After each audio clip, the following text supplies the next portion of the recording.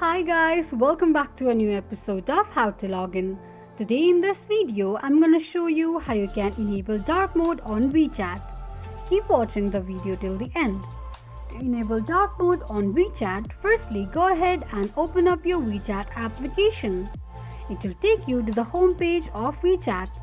From the home page, tap on Me button at the bottom right corner of the page. Now click on Settings option. You will end up on the settings page of your WeChat's account.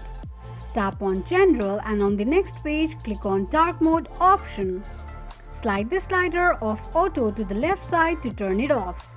Now from the displayed options click on Dark Mode option and tap on Done. From the pop-up click on OK.